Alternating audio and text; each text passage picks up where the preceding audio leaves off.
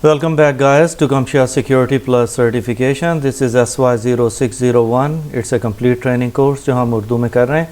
आज जो हम कवर कर रहे हैं टॉपिक वो पेनिट्रेशन टेस्टिंग टेक्निक्स हैं. जस्ट मेक श्योर कि ये आखिरी लेक्चर है मॉड्यूल 1 का अपनी कैटेगरी के अंदर. सो लेट्स सी, ये हमारा मैप था. फर्स्ट मॉड्यूल के अंदर हमारे पास 8 सब कैटेगरीज थी. हमने social engineering attacks, compromise and malware detection, application attack indicators, network attack indicators, threat vector and intelligence sources, security concerns and vulnerabilities, security assessment techniques, ये सब हम अभी तक कवर कर चुके हैं. इसके वीडियोस आपको हमारे चैनल पे मिल जाएंगे.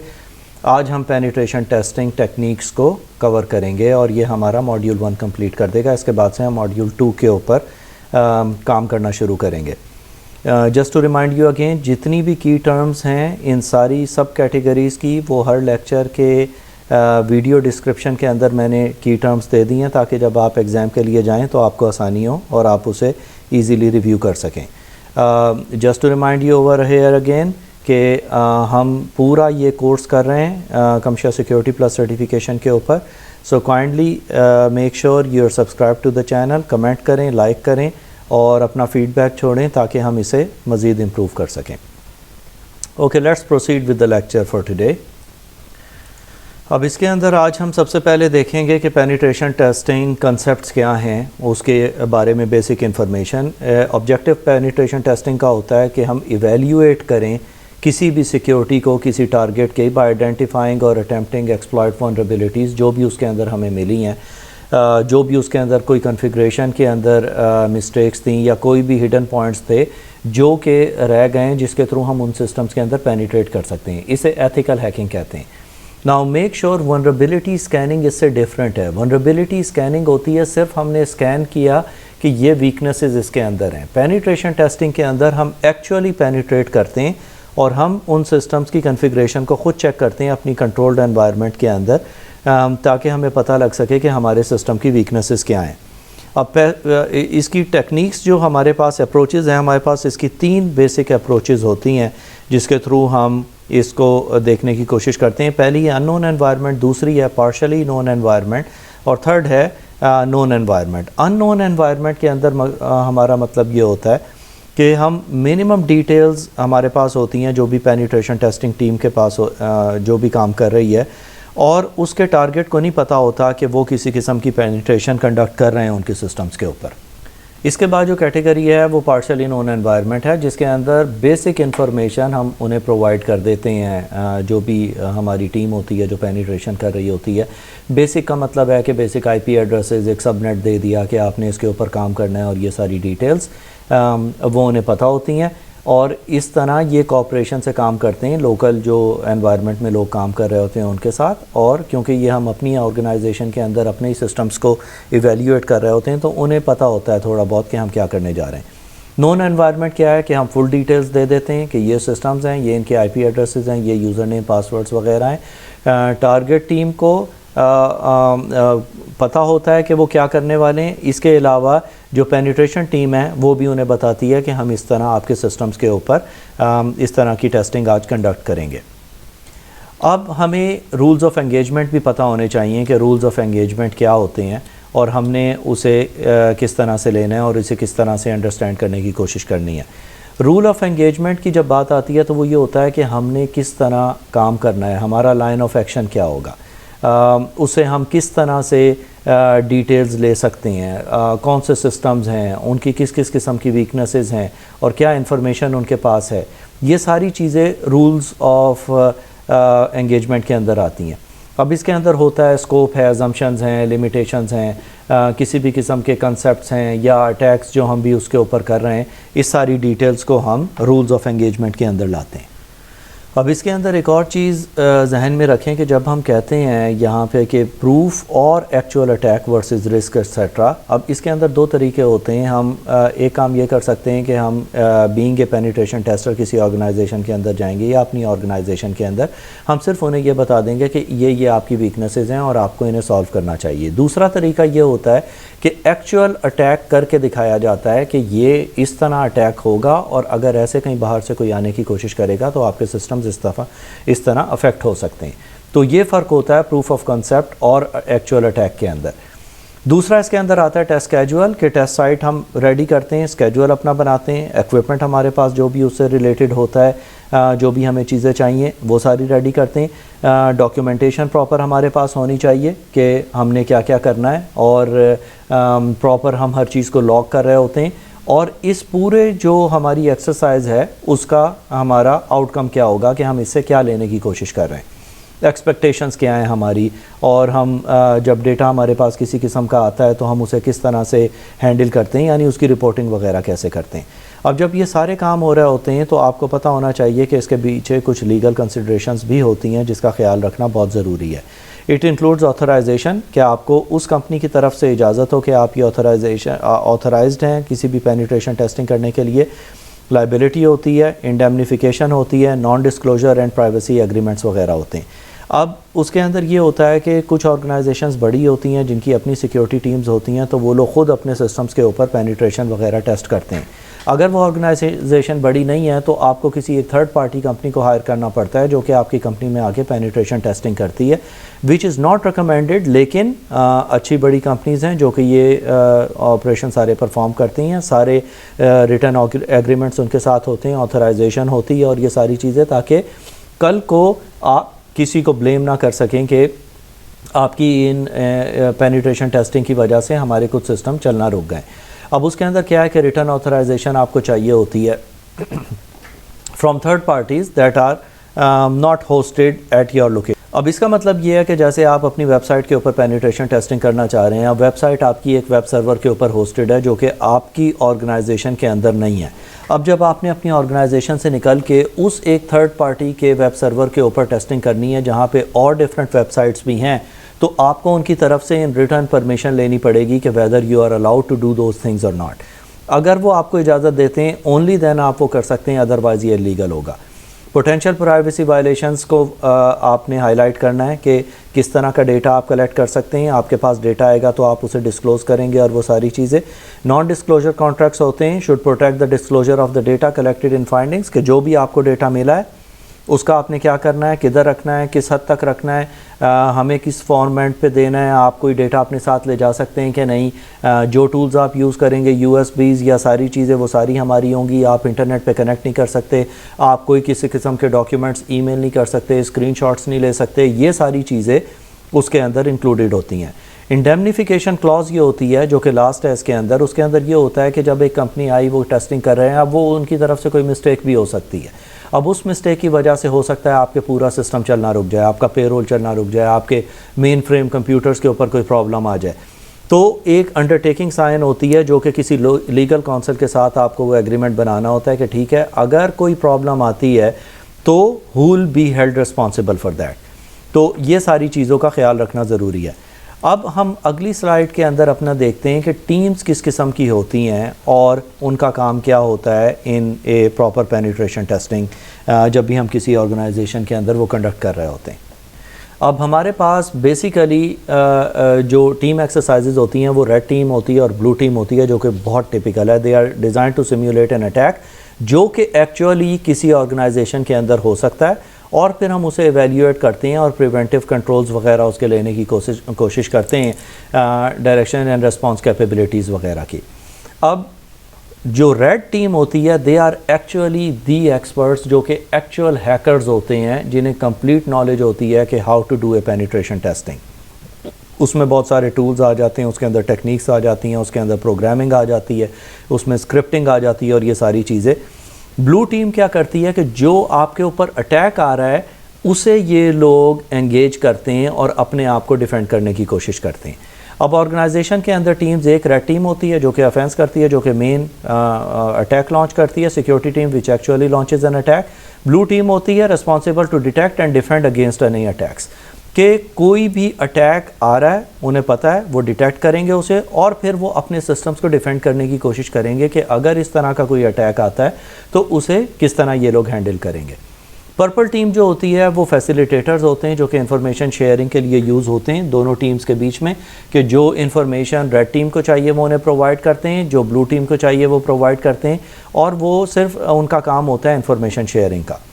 वाइट टीम जो होती है वो एक न्यूट्रल टीम होती है जो कि सिंपल रूल्स एंड रेगुलेशंस वगैरह सेट करते हैं, जिन्हें हम रूल्स ऑफ एंगेजमेंट कहते हैं, to organise team, set strategy, और वो एक प्रोग्रेस को टोटली मॉनिटर कर रहे होते हैं कि किस तरह से सारा अटैक चल रहा है और उसके आउटकम्स क्या आ रहे हैं। अब इसके बाद हम लोग समझने की कोशिश करेंगे कि डिफरेंट पेनिट्रेशन टेस्टिंग टेक्निक्स क्या होती हैं और उसका मेन पीछे आइडिया क्या होता है। It's design to detect exploit vulnerabilities of a system in target environment. Target environment में जो भी कुछ हो रहा है उसे वो देख के उसे वो करने की और समझने की कोशिश करते हैं। इसके अंदर क्या होता है पेनिट्रेशन टेस्ट फेजेस के अंदर, जैसे मैंने लिखा है स्टेप 1, स्टेप 2, 3, 4, 5, 6, ये इसी सीक्वेंस में जाता है।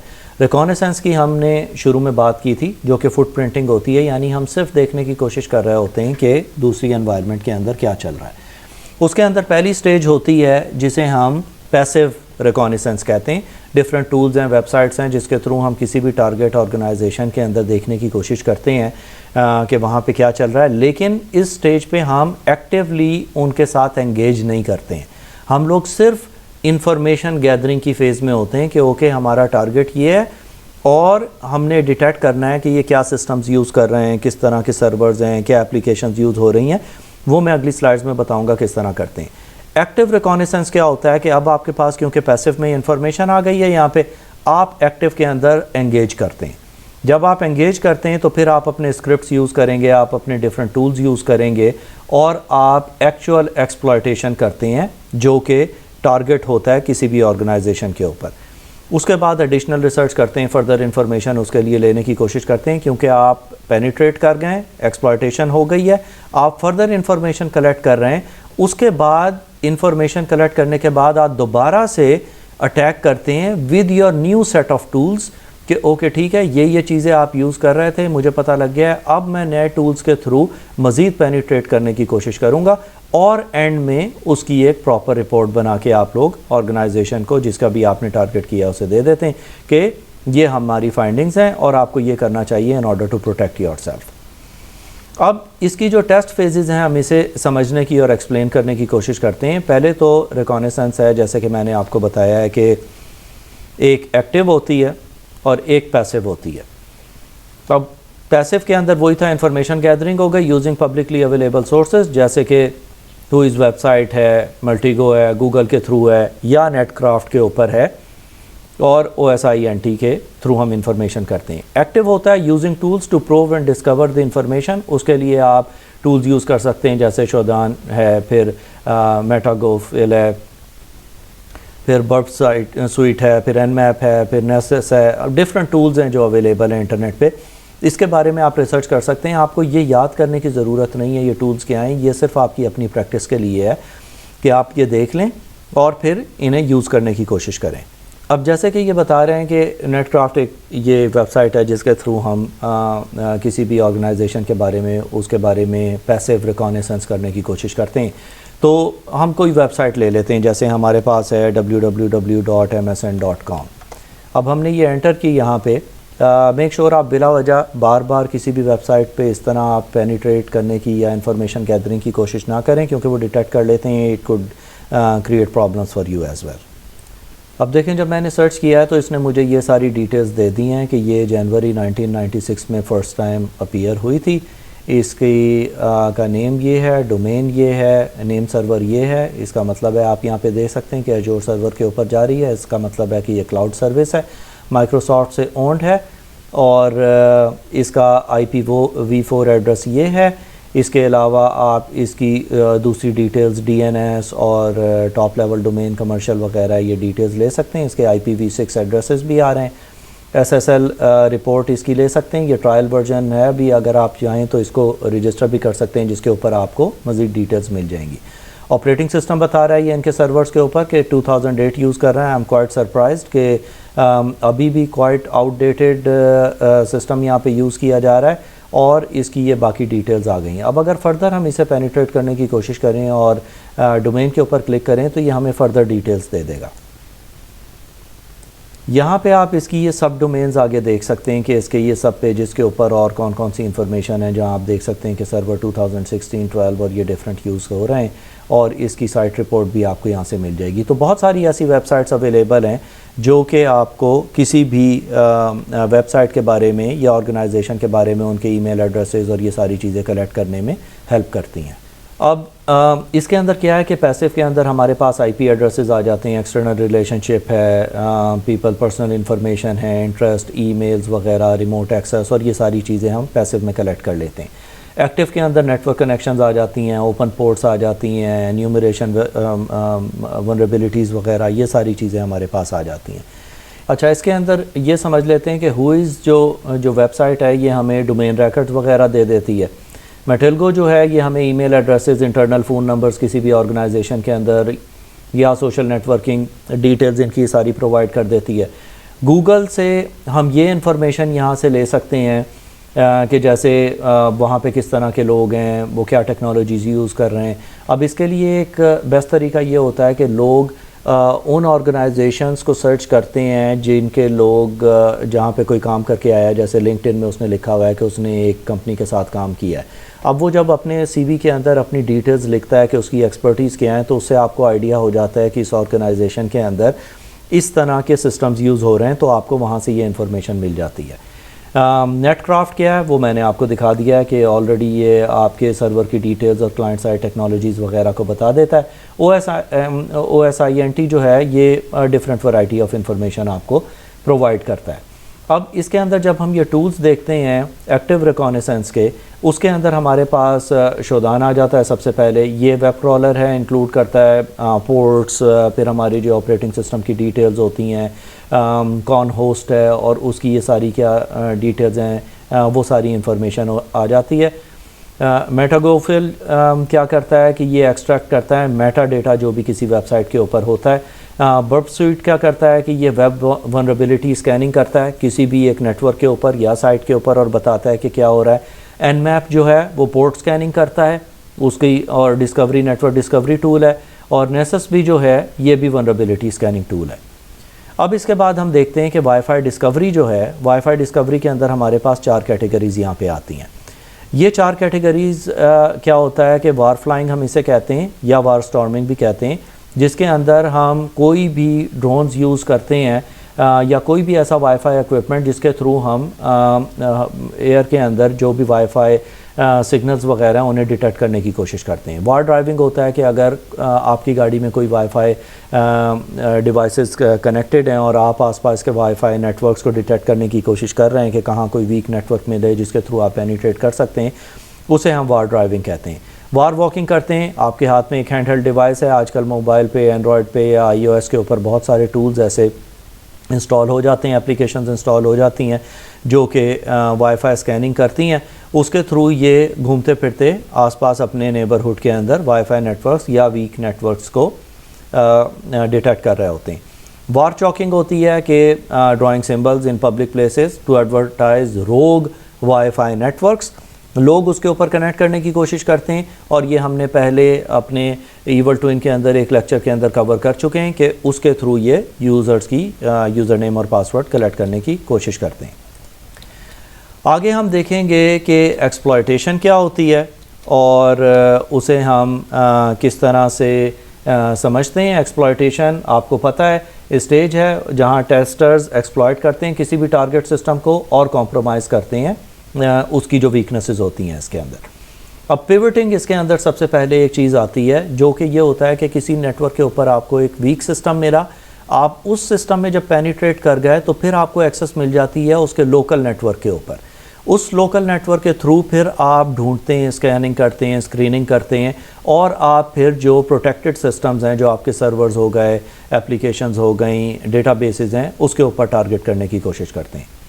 परसिस्टेंस होता है एक्ट ऑफ इंस्टॉलिंग और मॉडिफाइंग सर्विसेज, जिसके अंदर हम रूट किट्स इंस्टॉल कर देते हैं, मेलवेयर्स वगैरह आ जाते हैं, क्रिएटिंग बैकडोर्स, अकाउंट्स जो भी बाद में यूज़ किए जा सकें वो होते हैं। अब इसके लिए जो टूल्स हैं अगेन वो मेटास्प्लॉइट है, वायरशार्क है, आपको पता है, नेटवर्क पैकेट कैप्चर वगैरह के लिए यूज़ होता है। काली लिनक्स है जिसके अंदर पहले ही एक ऑपरेटिंग सिस्टम है जिसके अंदर बहुत सारे टूल्स एम्बेडेड होते हैं जिसके थ्रू आप किसी भी नेटवर्क के अंदर या वाईफाई नेटवर्क को पेनिट्रेट कर सकते हैं। और उसके बाद SQL मैप होता है जो कि SQL इंजेक्शन के अंदर हेल्प करता है। कैन एनेबल जो है जो कि यहाँ पे मेंशन्ड है, उसका काम होता है कि ये एनक्रिप्टेड पासवर्ड्स को क्रैक करता है और नेटवर्क कीज़ ढूंढने की कोशिश करता है। तो ये सारे इनके काम हैं जिसके थ्रू ये सारी चीज़ें करते हैं। अच्छा, रिपोर्टिंग के अंदर ये होता है कि रिपोर्टिंग के अंदर हमें कंप्लीट रिपोर्ट बना के ऑर्गेनाइजेशन को देनी होती है कि फाइंडिंग्स क्या है। पेनिट्रेशन टेस्ट रिपोर्ट वगैरह जो है उसके अंदर इंक्लूड होना चाहिए, जो भी आपकी फाइंडिंग्स हैं वनरेबिलिटी की या एक्सप्लॉइट्स की, उसकी रेमेडी क्या होगी, उसकी रिकमेंडेशंस क्या हैं, आप किस तरह उस चीज़ को हल कर सकते हैं और उसका रिस्क फैक्टर कितना है हाई है।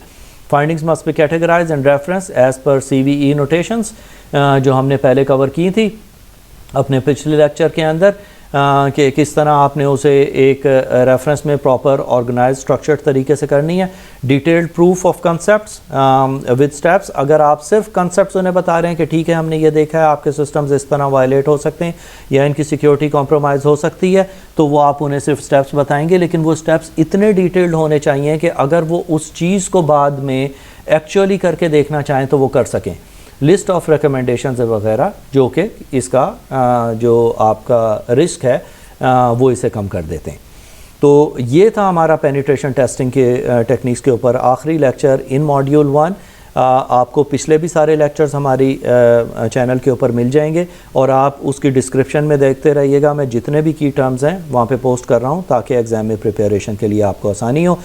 Subscribe the channel, comment it, like it और बेल नोटिफिकेशन ऑन कर दें ताकि जब भी कोई नेक्स्ट वीडियो आए आपको उसका पता लग जाए।